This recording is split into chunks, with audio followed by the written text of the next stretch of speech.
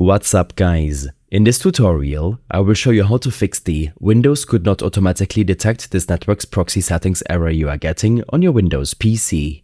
This should be quite an easy tutorial. For more information, click on the first link in the description below. Often this error is a result of incorrect network settings or temporary glitches in your system. First, open up your Windows settings.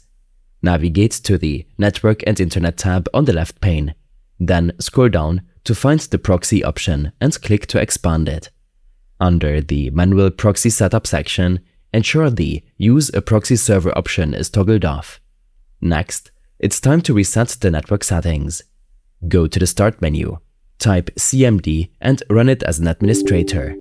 In the command prompt window, input the following commands: nat sh winsock reset, nat sh int ip reset, ipconfig/release, ipconfig/renew, ipconfig/flush DNS.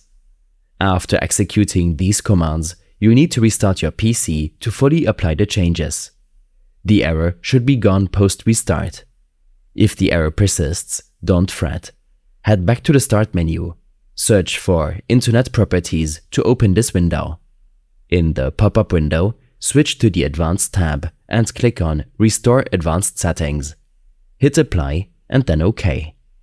Alternatively, go back to the Internet Properties window, but this time switch to the Connections tab and click on LAN Settings. A new window will pop up. Here, ensure the Automatically Detect Settings option is checked, and then click OK. Lastly, if none of the previous steps work, search for Control Panel in your Start menu and hit Enter. Navigate to Network and Internet, Network and Sharing Center. Change adapter settings. Right-click on Wi-Fi, select Properties. Check the Internet Protocol version 4 option and click OK. The Windows could not automatically detect this network's proxy settings error should now be resolved. These steps and more information will be available in my extensive guide linked in the description below. I hope this helped you out.